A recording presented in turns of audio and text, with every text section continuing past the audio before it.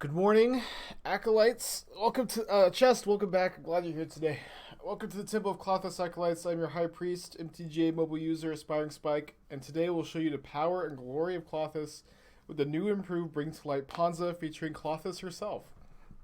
Watch as our benevolent God of Fate brings destruction to our enemies. Sit back and enjoy the rightly deserved trophies while you like, subscribe, praise Klothys. Follow the bell icon, praise Klothys again, gift a sub, and praise Klothys. Okay, so obviously, this is a continuing theme on this channel that Bring to Light for Tibalt is one of the best things you can possibly be doing in Modern. And I think that people have, they're playing it in like the Scapeshift decks, they're playing it in the Niv Mizzet decks. But the reality is, so many things open up with Bring to Light for Valki because you don't have to be playing a 5-color deck. Because you only have to Bring to Light for 2 to get your Tibalt into play, and it's one of the best things you can be doing in the format. I think that you want to have like 1 or 2 other good targets. So in this deck, the main 2 targets are, of course, Tibalt and also Magus of the Moon, which is a creature. You can't get Blood Moon with Bring to Light, but you can get Magus. And then you can also get Klothys. You can get an Ooze if you need to. I even actually brought to light for a Bolt last night, testing my the deck last night. The deck felt pretty good. It actually, but although I think this version is better than what I was playing last night too. I started off last night. I was trying to build other expressive iteration decks. I think that card's also underplayed, but I just kept. When I was trying to build a blue expressive iteration deck or a base blue one, I just kept building blue-red prowess. It just kept turning into blue-red prowess. I had expressive iteration in this deck, just trying to see how it felt in like a ramp shell, and it felt okay. But Seasoned Pyromancer felt better, and I kind of felt like I had both in the deck last night. But I felt that if I wanted to play Seasoned Pyromancer and iteration, the mana was a bit awkward. To need blue mana early was a bit tough and double red. So I think Bring to Light's very easily splashable at 5 mana, but iteration was kind of just hard to cast being 2 mana.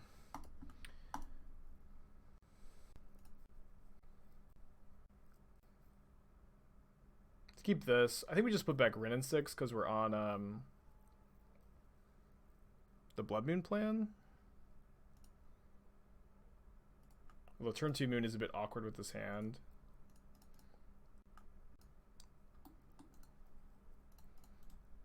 Can maybe just play turn 2 Spyro? I guess I can't because I fetched this. Probably just fine to play Blood Moon anyways. Have I ever tried Sprawl Arbor Elf package in Cabin Urza? I think that any ramp that isn't artifact based is bad in the Urza deck. Oh, I don't have a second mountain. Punish for putting the Wrenn back. Punish for fetching Forest on turn 1. Esprica?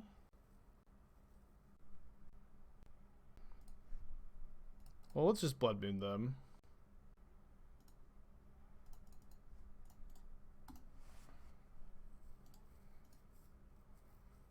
Goose is not bad. Yeah, I don't think Goose is bad. But Goose is also artifact ramp, even though it isn't exactly an artifact. And but I also think that the Chalice of the Void version is pretty good, and so I don't think you're gonna play Goose in that version. He was better 3 months. Appreciate your resubscription. How's viewership lately? Any dip since everything is reopening? It's terrible. Probably gonna go hungry soon. No, it seemed pretty normal. Seemed pretty similar to this, I don't think that things starting to go back to normal is really gonna affect people's Twitch numbers that much. Just like when COVID started, it didn't immediately affect Twitch numbers either. I think that whole effect is pretty overstated, honestly. At least in my personal experience.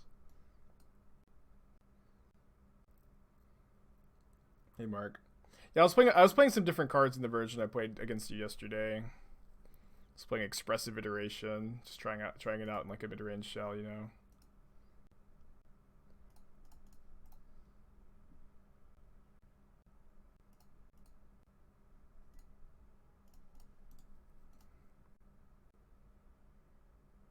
Oh, sorry. Sorry. Yeah, I guess it will affect to some extent. We'll miss you, Burger. I'm not too worried about it. Obviously, things getting back to normal is way more important than people watching my stream. I'm just gonna ignore their J's.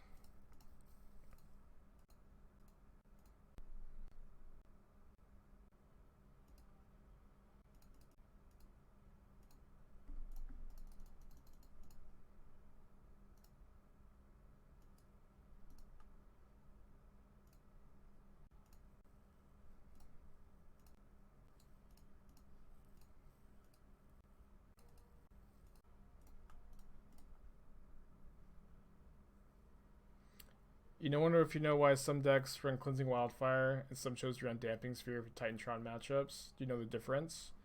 Well, it depends. Every deck is going to be a bit different, but speaking vaguely, Wildfire is maybe a little bit better against Tron, and Damping Sphere is better against Titan than Wildfire is.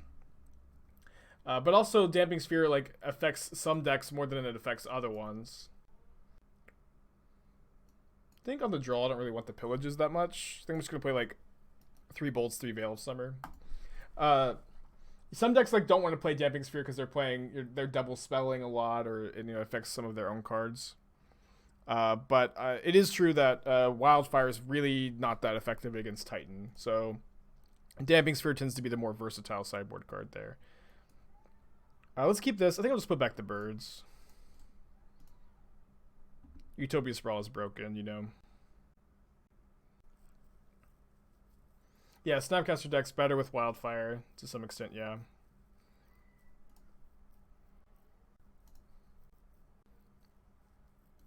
How good is Crumble Test against Amulet? Almost unplayable.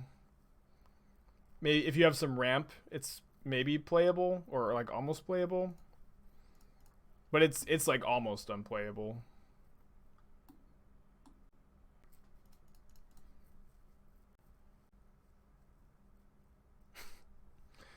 Opponent doesn't know what to do. I think I'm just gonna bottom this.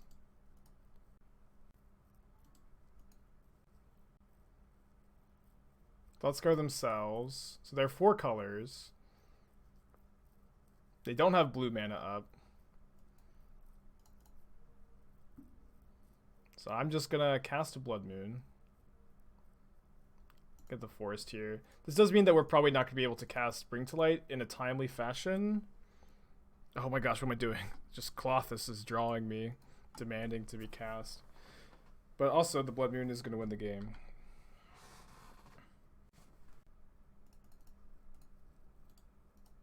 I don't know if they're a shadow deck. I kind of think they're like a Gorya's Vengeance Obsidian deck because they showed us Jace. We'll never find out. Green or red. But you can eventually draw a Utopia Sprawl or a Birds of Paradise to make blue mana in those kind of spots.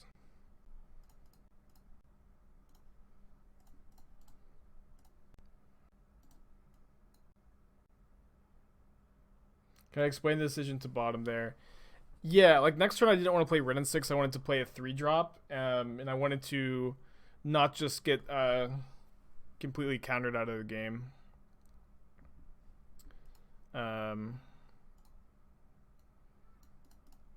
Just put it on the bottom, and you can start maybe drawing into your Veil of Summers to get a spell through, or keep hitting your land drops to play Gargaroth on time. I think topping was fine too. It was kind of close.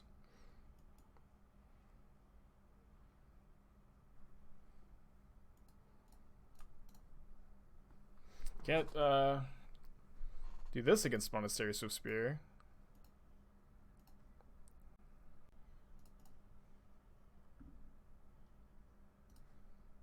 Alright, I think I'm going to discard the second Seasoned Pyromancer in a land. I'd really like to get a token here.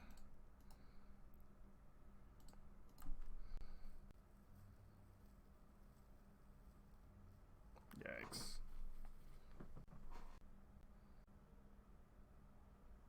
How good has Bring to Light for you? Control against Amulet. I don't think I've lost to it.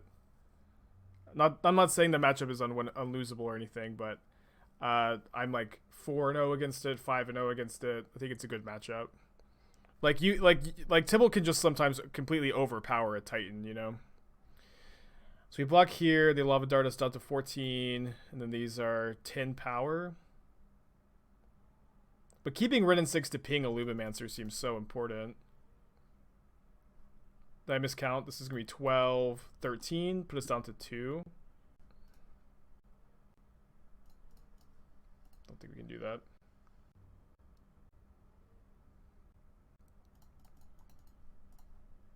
Obviously, this doesn't feel very good, but I'm going to Chandra, kill the Swift Spear. And, you know, I have been on my opponent's side of the field a couple times. When you're out of gas, the Lumimancers can be pretty medium. Although, of course, the nice thing is they're never truly out of gas. Brought Bring to Light Luris in paper yesterday. Awesome. I hope you get to play it. I also have it in paper. Or I'm still waiting on, like... My Damnation hasn't come in. But I did order it like 2 weeks ago. Hope it's not like lost. I think that's the only card I'm missing. Any chance to try Chandra Awakened against Esper? I mean, I've got a bunch of Veil of Summers against Esper. Chandra Awakened Inferno is just, I think, terrible, honestly. As someone who's had a lot of Chandra Awakened Infernos cast against them in Modern, I just never lose to that card. Alright, so we're in the Platinum package and the Anger, cutting the Moon plan, trimming on Wrenn and Six, probably cut the Chandra. We cut another Wrenn and Six, cut up the Birds of Paradise. Kind of like cutting the birds. Pincer MTG, appreciate ya. Like Esper, like, you know, Esper gets to, I guess they may have a hard time actually killing the Chandra, but if they can kill the Chandra, then like 1 or 2 emblems is just not going to kill them. We keep this? Probably. It's a bit of a weird hand.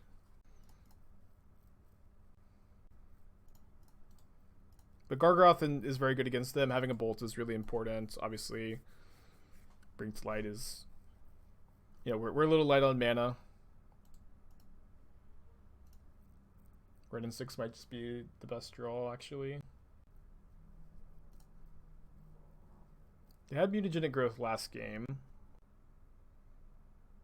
I think I'm going to go Bolt here. I kind of want to do it off of a tapped Stomping Ground, though.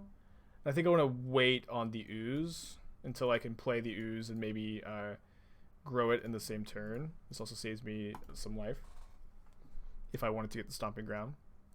They had Mutagenic Growth again. Definitely a formula for success in this matchup. Sadly, this was also Bolt and not Flame Slash. Flame Slash would have got the job done, right? No, they had 5 toughness, actually. Should be playing Sudden Shock.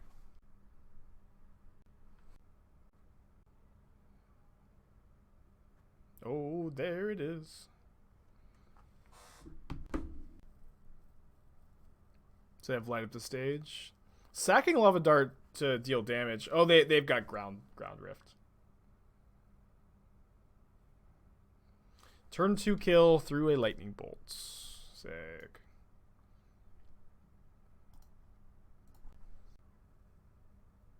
I'd keep this if we had a second land. Oh, this hand's kind of shaky too. Might go to 5. Just doesn't have enough mana to get to our 5 drops. This hand's way better. I kind of just want to keep the Bring to Light over the Magus here. Obviously, turn 2 Magus on the play is really good in a lot of matchups, but we're on the draw, and if they just have a Lightning Bolt in their deck, it doesn't do that much. Not the best draw.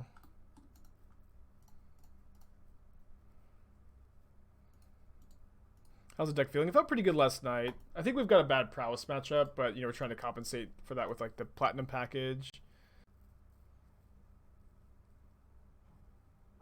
I do think there's something here though.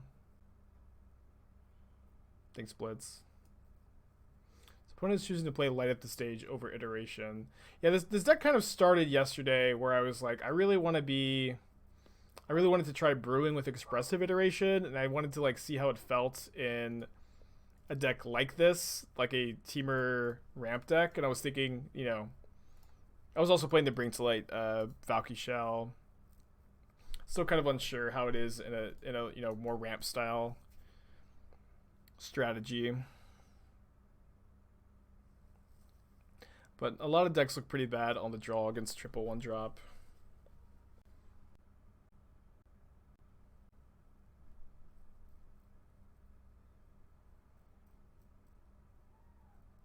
Bring to Light Prowess. Bring to Light does double trigger Prowess. Opponent wisely ignores Wrenn and Six. Puts us down to 5. Well, that's a game plan. That is a game plan.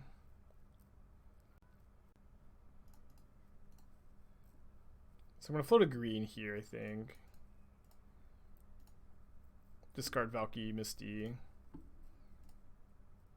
Or maybe I need to just discard... Yeah, I should get 2 blockers and try to Gargaroth next turn. Obviously, we're going to probably die to Bolt, but we will make them have it. Is my stream decker ahead about you playing Blue-White Sharkblade? I do have that deck prepped. I kind of think that Sharkblade's fine right now, actually. Kind of like our Spreading Seas is actually pretty good in the metagame at the moment, and I think Stoneforge Mystic is solid right now, but the cards you have to play, like, I think the green creatures are not in a great shape because of the prowess decks. So I played one match of Sharkblade last night. It felt okay, but that one match was against like a super slow Esper player, and it took like an hour, and at that point I'd already been playing like off stream for like 4 hours, and I was just done. I was just done at that point.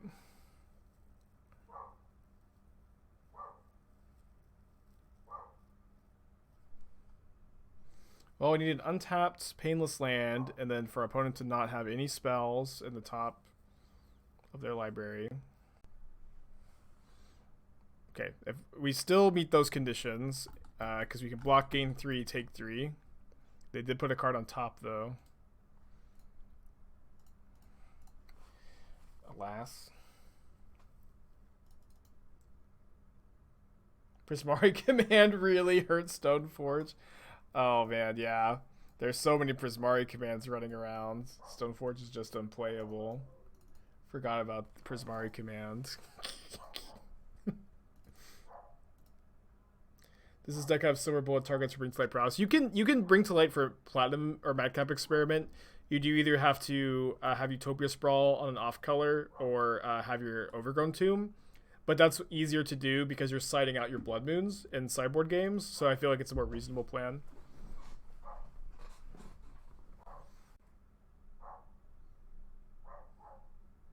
Yeah, I'm so sick of losing to Prismari commands. Scourge of the format. Maybe I actually want more Wrenn and Sixes just to hit land drops, because they're going to be killing all my dorks.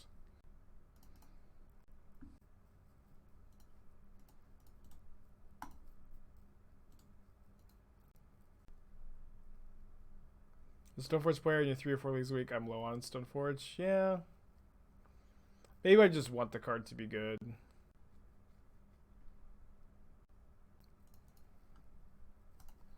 I think it's okay right now. It's like mostly I think that the Noble Hierarch, Ice Fang, Toski just aren't that well positioned. But I do feel like in the Sharkblade list, like I think Spreading Seas is pretty good right now. I think Archmage's Charm is good. Teferi Time Raveler is pretty good. So I think we're gonna play some of that next.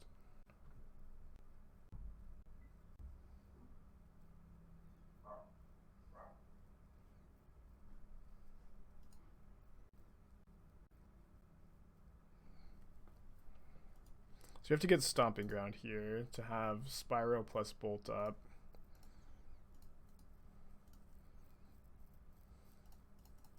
I think I'm just discarding 2 lands. I guess that's really bad if my opponent kills my Wrenn and Six, so I'll discard Spyro land.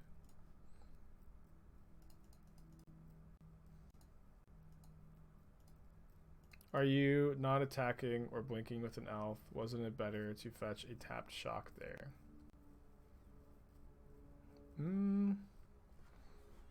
Probably, yeah. I see a lot of talk about how Heliod is the boogeyman of the format. How often do I actually come across that deck? I play against it a decent amount. I also think the deck is super beatable. In fact, like the decks that bring to light for Tibalt, I think basically all of them have a good good Heliod matchup.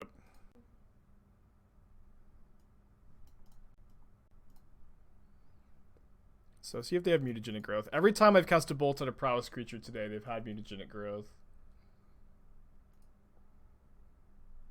Yeah, I know you meant last turn. I'm on board. You're right.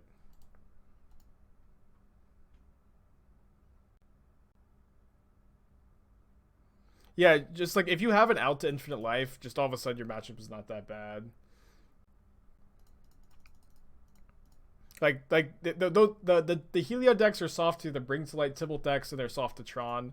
I think that's just not an unhealthy place to be in the metagame, you know. I feel like it honestly kind of feels like a bit of a balance where Heliod kind of plays in prowess, and prowess is, you know, kind of polices a lot of things in the metagame, and feels like there's a decent amount of balance through all of that. Is growth for a bolt that bad of an exchange in general? Yeah. Especially because your deck is, like, in this deck especially, you're, like, really light on interaction. But you're spending a mana and you're to, like, get your opponent's, you know, game plan off the field. And then they're spending 0 mana to counter your 1 mana spell. How does Valki win against Infinite Life? So you break up their Infinite Life combo with removal, and then you can eventually, it's usually pretty easy to steal their infinite damage combo with Valki, is how it wins. Yeah, not a dumb question. It's certainly not super obvious that that's the case, but that is how. But it says they have attacks here. So they bolt this, goes down to 3. I think I'm just going to block everything here. I think I'm just going to draw a card, or do I want to gain life? Gain life off the ooze. Draw a card. What do you think are Blue-Red Prowess's worst matchups? Drown in the Lock control decks. I've been crushing Blue-Red Prowess usually. Heliod is supposed to be favored against them of, like, their most common decks, I suppose. I don't actually know how true that is. Esper is favored against Blue-Red Prowess. But the nice thing about Blue-Red Prowess is that, like, your nut draws are just so good that you're not gonna lose. What? Your nut draws are just so good that you're just not gonna be losing when you have them. See, my opponent has Spell Pierce, I guess, but I'm gonna minus on the Stormwing. Yeah. Jeskai control is good against Prowess. Like, control decks usually are good against Blue-Red Prowess. Decks that are all in on Fatal Push and have, like, no answers to Stormwing, it gets a bit worse, of course. I think that's okay. I could make a Beast token here to block. Kind of like that. We're at 11 life. Does Iteration change any of those bad matchups? Not substantially, no. Iteration just kind of overall increases the general power level of the deck, I guess, I would say.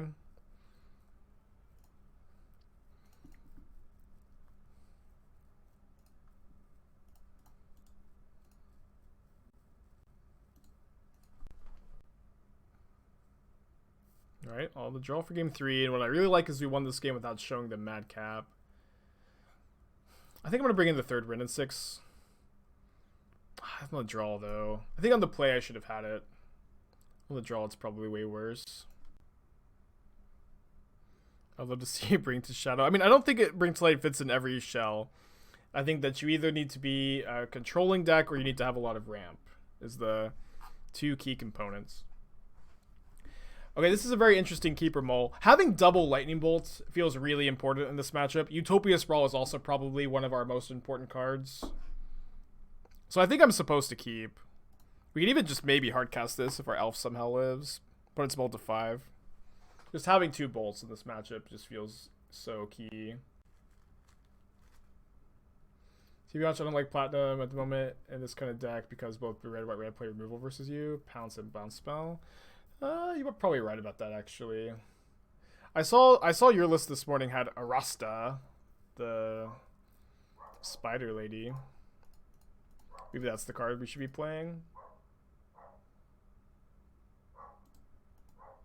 It also might be good to still play 1 Madcap, 1 Emperion, because like you board out your moons, so it feels like it's not that hard to bring to light for 4 post board. Maybe it is.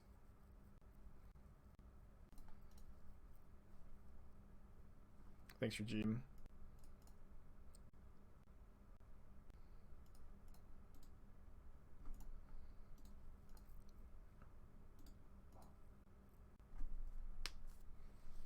But it might be out of threats here.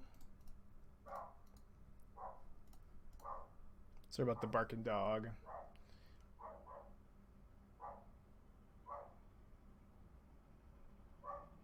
Maybe I should actually name black. I think it's Steam Vents here, then I'll have all my colors.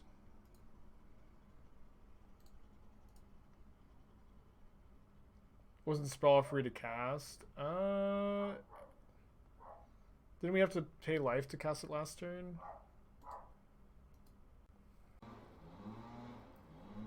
One card in hand, not cracking Fiery Islet though. What does that mean? It does feel weird to not have a companion. It does feel weird to not have a companion, yeah. Yeah, they could maybe have Dispute. They did see Bring to Light.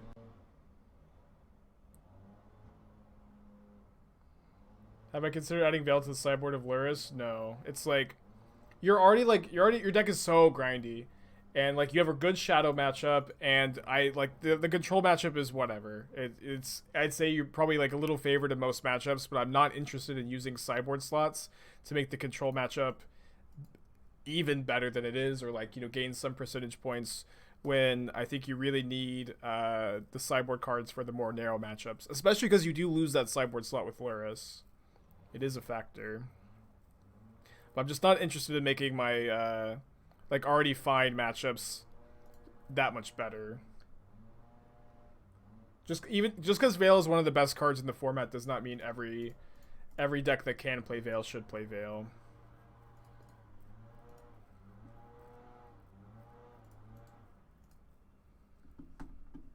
Gigantha is almost free. You need to cut Chandra and Gar against Spyro. Spyro seems pretty important. That being said, I think that you could play... So I kind of have an idea for a pretty experimental version. This deck started off last night. I was playing Expressive Iteration in it, because I really wanted to feel like what Iteration felt like in a teamer deck with, you know, a bunch of 1-mana ramp. Because Iteration is just cracked. Like a lot of times you'll be able to go like turn 1, ramp spell, turn 2, Iteration into another ramp spell, or maybe like a lightning bolt for your opponent's creature, or just a land and put a card into your hand. And the card felt fine, but it felt like the mana was really tough with Blood Moon in this deck. That being said, I am thinking that if you cut Seasoned Pyromancer, then all of a sudden your mana is a lot better because you don't need double red. And you can play maybe Hex Drinker to have a higher density of 1 mana spells to play off of your Expressive Iteration. Because I think that's key, right, to keep your curve low. I think Hex Drinker is like a 4-drop and a 1-drop, but it also just makes you softer to Lava Dart, of course, is the problem. That was like the list I had last night. I had no Gargaroth, but had a Hex Drinker. Play Tracker over Pyro, maybe. Pyro is also really nice, though, because it can just like discard Valkis that you draw. And this deck, I think, wants to play a lot of Klothys so that you can go 3 into 5. Again, like that's the kind of idea that I don't really just want to like start off the stream with, because it might just be terrible. And, you know, Gigantha is not Lurrus or Yorion. The the card is not like you're not super incentivized to be able to play with it. But I mean, if you only have to jump through a few hoops, and if you were already going to jump through those hoops, it's worth it. So red.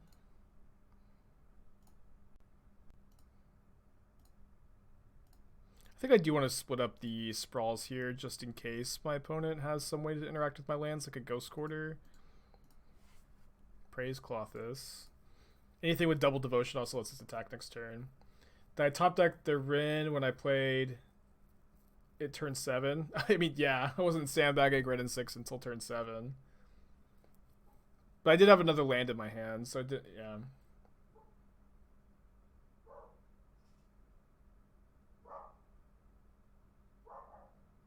Play Dryad to fix colors, add 1 Valki and 1 Scapeshift. Ah.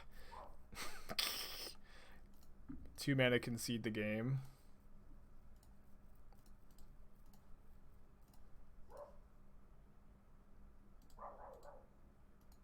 Can't believe my opponent just scooped on turn 2. You mentioned the counter spells are better than creatures. Can I elaborate on why? Lava Dart is why. No! It's, yeah, Lava Dart is just really good against the Bant deck.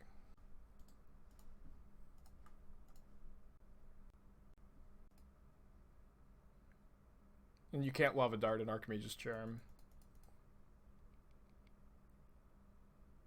There's just so many burn spells.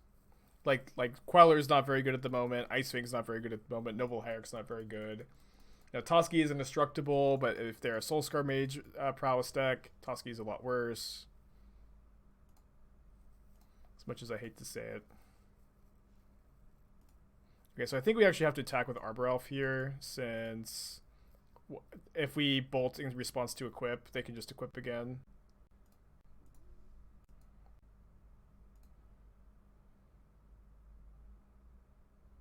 Well, then maybe I'm just supposed to bolt my opponent. Probably not.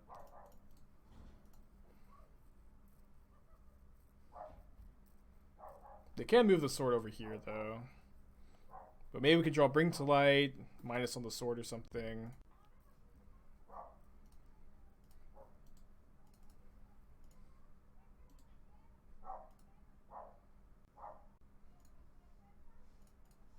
She's back. Maybe Klothys plus Bitter Blossom can get the job done. Well, they have that Shambling Vent. That's what I get for talking shit about Bitter Blossom.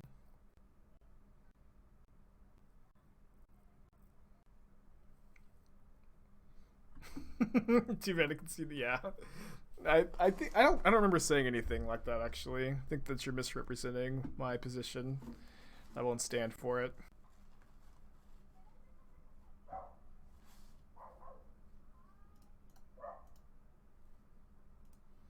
Do you just slash the fairy? I think so.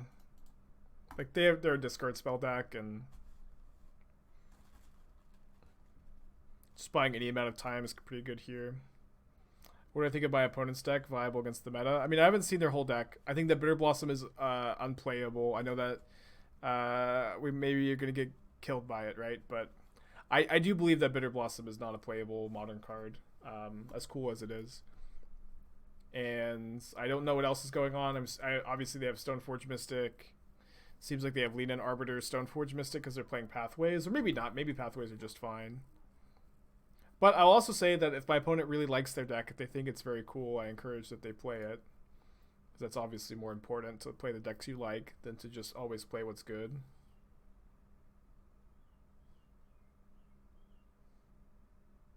Unplayable seems pretty harsh. Well, I mean, maybe it's a little hyperbolic, but Bitter Blossom is far, far away from the best card you could play in a deck that could play Bitter Blossom across the field.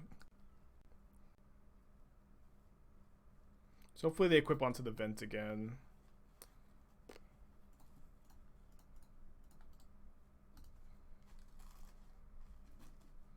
Is Chandra Awakened Inferno a playable card in a Gruul ramp deck? No. Would have to be Prison to make Bitter Blossom playable. Yeah, I mean, so yeah, some fairy card. I don't know exactly what. But yes, obviously something that would make fairies better. I don't think we have any outs here. Never mind, we have outs. Forgot we were playing this one. Yeah. Not only is Bitter Blossom... Maybe there are some metagames where Bitter Blossom is better, but this is like the Monastery Swiftspear Lava Dart deck. Or metagame, not deck. Gargaroth has reach. Obviously, it's nice that we dodge Fatal Push, we dodge Skyclave Apparition, but they can still have like a Path to Exile or Vanishing Verse.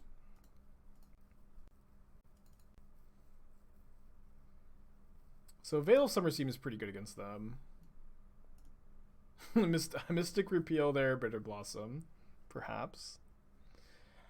I think that the Flame Slashes don't look great. Probably want like 3 or 4 bolts. Maybe we could play the 4th bolt over the 3rd Klothys against the Skyclave deck. I don't think I really want Anger. Anger's obviously not free because it kills a decent amount of our own creatures. Klothys actually seems really good against them. Maybe we should be cutting the Gargaroths. Although Gargaroths, like, they do dodge Skyclave and push. We could cut the 3rd Blood Moon. So we can still play the 3rd Klothys. Let's do this.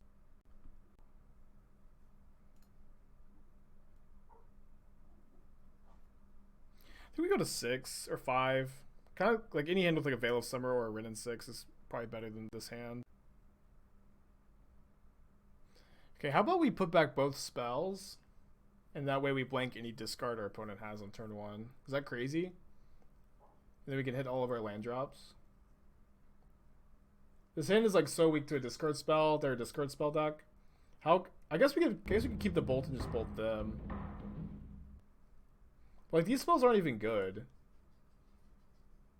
Am I crazy? Is it crazy to just put back all of our spells here? I kind of like it. It may just be like way too cute. But like we want to hit 5 lands anyways. We're so soft to a discard spell. I don't know. So crazy just might work, exactly. Now we just get wrecked by discard spell. But it's not like the Ooze was even good or the Bolt was even that good. I don't know. Maybe just outsmarted myself a bit.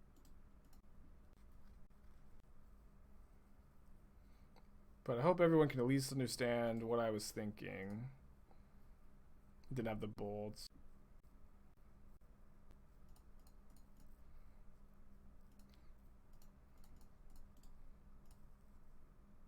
Yeah. Yeah, that was probably not correct. It was at least cute. Sometimes it's fun to make a cute play. Yeah, Klothys will carry. Oh no. Rest in peace, Klothys. I mean, if we just draw a Bring to Light, we couldn't draw a Bring to Light last game. If we could just draw one this game. Yeah. Blood Moon's not doing too much. I'll cast it.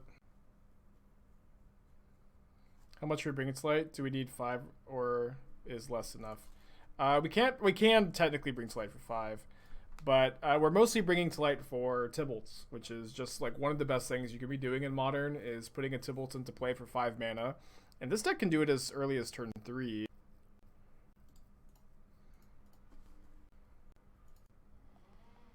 I think we mulligan this on the play. Play a Braid over Pillage, please. I mean, if we play a Braid over Pillage Pie, you just have like no cards to bring in against big mana decks.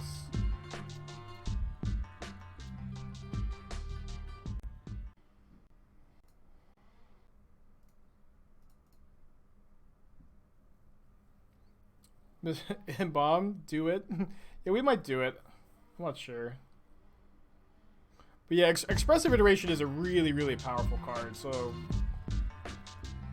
So I do think that if to make this work, playing Hexdrinker over like Elder Gargaroth makes a lot of sense to me, just to have that low curve. But also Hexdrinker isn't, you know, that good right now, so I don't know. Monger 1577, appreciate you. How's this deck been? First league. Second league, we 0-2 dropped the first one after losing to Luris, Bring to Light Luris, and Mono Blue Tron. So it's not going great. It did feel pretty powerful last night. Been pretty fun though.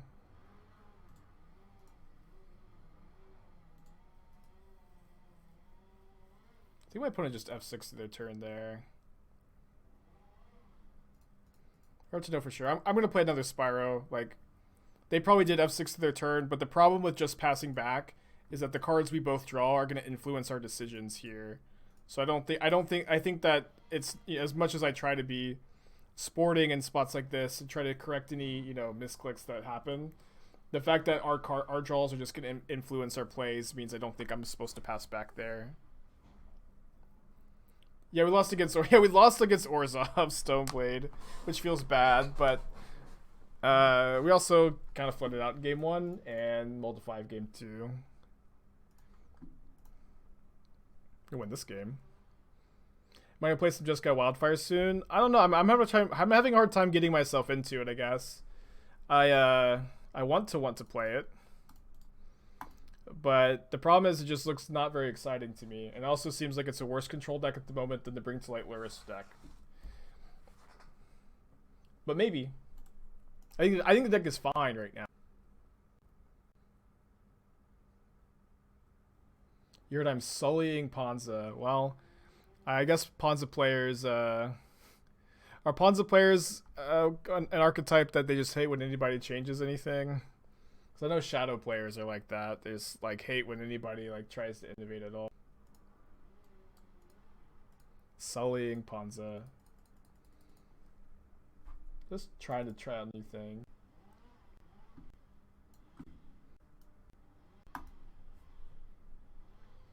I thought Brought Back was on the menu for Wednesday, but I'll watch whatever. Yeah, it was definitely on the menu. I tried. I don't know. I honestly think my first draft of the Brought Back deck was the best. I keep trying to find a Jeskai version that I like, and I just can't figure it out. And I just ended up working on different things last night. I don't have infinite time to test. You know, I stream for about 6 hours a day, and I usually spend, you know, 2 to 4 hours off stream working on decks. Last night I spent more, maybe about 4 last night. I just don't have infinite time to work on infinite decks, unfortunately. I wish that I did. Maybe Jeskai Luris could be a thing. So what's the idea of Jeskai, right? It does feel like a lot of times people just suggest their favorite color combination with cards, but like what? So like, why would you ever be Jeskai over any of the other color combinations?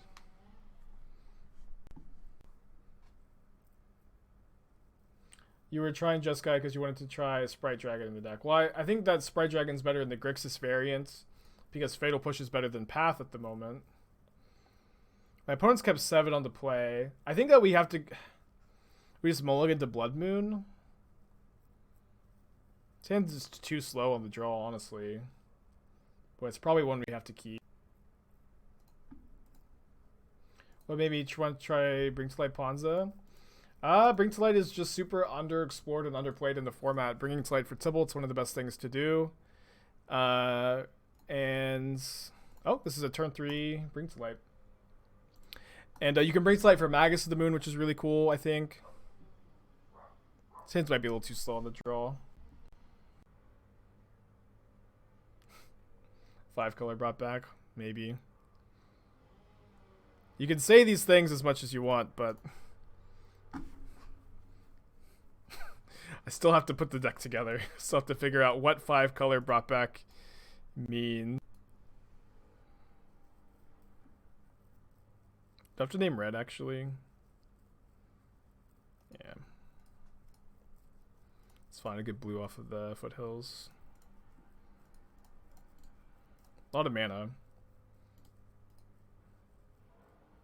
Thinking Bant over Sultai, replacing all the black cards with Verdict, Damnation, Path, Oust. Have a great sideboard versus prowess strategy. Maybe it's a bad idea. So one thing, Pi, is that your mana gets a lot worse because you don't have a Bant Triome. I also do think Fatal Push is a lot better than the white removal spells at the moment.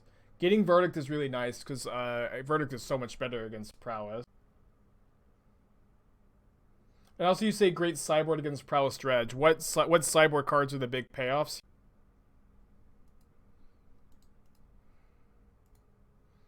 So I guess I'm just gonna exile the Worm Coil.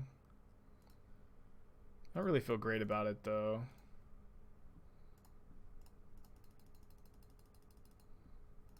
If we had drawn like a 3-mana Pillage or Blood Moon, this turn would have been amazing.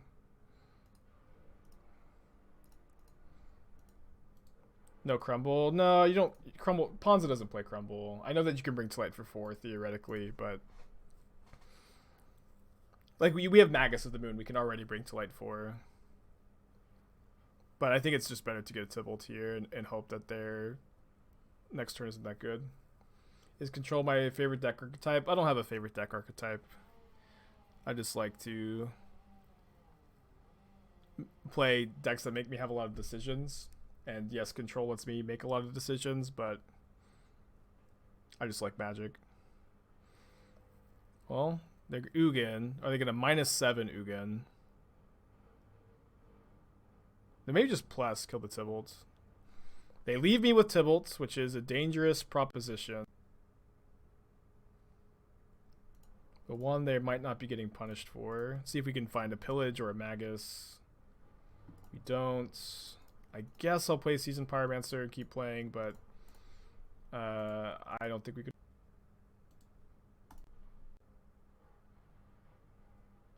For 0, since Crumble has Devoid. No, Bring to Light is it doesn't.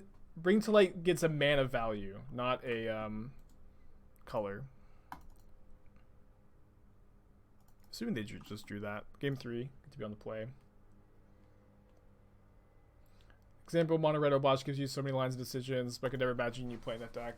Yeah, I don't like that deck that much. I don't think it's very good, but I do think the deck is interesting.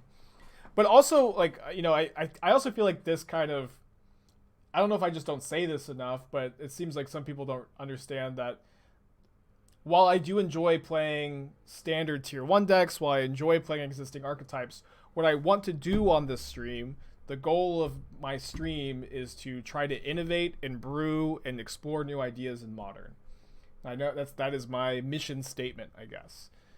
That I want to try to be always pushing and doing new things and innovating and brewing. And I think most people get that, but a lot of people are like, I never see you play you know, established decks. But the reason why is on stream I'm trying to innovate and brew and do new things to keep the stream interesting.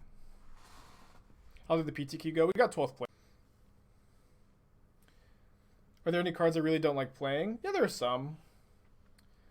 Yeah, there are some. The goal of stream is showing off how good Bluetron is. Yeah, quietly. It's all along. You come here for jank and hopes it becomes bold. Yeah. Yeah, a lot of stuff we play is jank, but a lot of it ends up becoming good, and the only way to find the good stuff is to mine in the brews, and eventually some good stuff comes out. You know, Croaky's, the #1 Magic streamer, once tweeted that Magic content is lazy and boring to watch. And that tweet just, I think about it all the time. I think about it maybe not every day, but maybe every week. I think about it. And I'm not sure if it was just a shit post, and I'm not sure if I'm reading too much into it, but I do think that there is some truth to what he's saying, and that a lot of Magic streams, you know, they don't work on things off stream. They just kind of sign up. They play the same decks all the time, or they'll just, you know, play a deck from the weekend, and they'll just like be trying things out on stream. And I'm not, you know, shitting on people who do that, but what I am saying is that I think that is less interesting to watch than someone who is putting a lot of work and effort into the stream, you know. I think we either put back Spyro or Bring to Light. I think we'll just put back the Bring to Light. You think that's true for most streams on Twitch? Yeah, it might be. Might be. I hope that at least the point I'm trying to get is coming across, is that I don't want my stream to be lazy and boring to watch, is what I'm trying to say. Am I going to be playing on the Showdown of the Skulls deck again? I hope so. We're talking about this a bit. I really want to believe in that deck, but I'm having a really hard time with it. Trying to improve on that list, you know.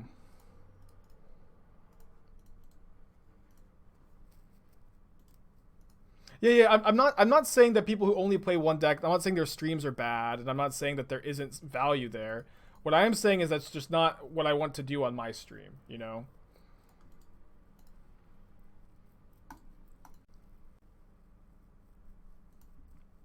That's just not how I want to run things. And I hope that this came across. I can't imagine keeping a one-lander against Ponza.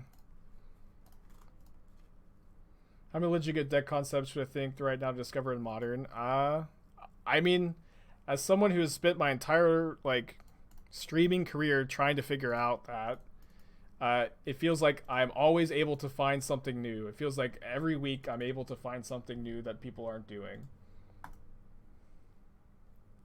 Not all of them are great, but most of them, all of my ideas start with an idea of something that I think is competitive that people aren't doing, you know? That's all of my deck lists start with that thought that this is something that is underexplored and is competitive, and that's always where my deck ideas start. They don't start just because I like a certain pet card, usually.